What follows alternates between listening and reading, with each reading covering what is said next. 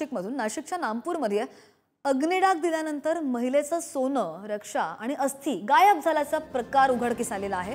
या प्रकारामुळे तालुक्यामध्ये खळबळ उडाली आहे। अंगावरील सोन्याच्या दागिन्यांची रक्षा मिळवण्यासाठी हा प्रकार झाला आहे की अघोरी विद्येच्या उद्देशाने झालाय हे अद्यापही अस्पष्ट आहे। मात्र चोरट्यांनी सोन्याच्या लालसेपोटी राख चोरल्याचा संशय नातेवाईकांनी व्यक्त केलाय।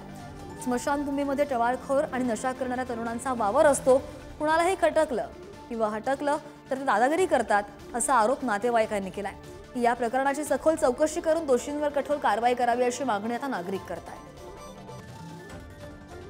आपल्या हिंदू धर्माप्रमाणे ज्या व्यक्तीवर अंतिम संस्कार होतात त्याच्या शरीरावर त्या डेड बॉडीवर काही सोन्याचे दागिने व चांदीचे दागिने असतात।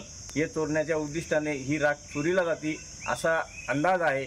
आणि ह्या ठिकाणी बरेचसे टवाळखोर मुलं रात्री व दिवसा इथं बसलेले असतात, तर त्या व्यक्तींभोवती ही संशयाची सुई फिरते। तर या गोष्टीकडे ग्रामपंचायत पोलीस प्रशासनाने लक्ष द्यावं।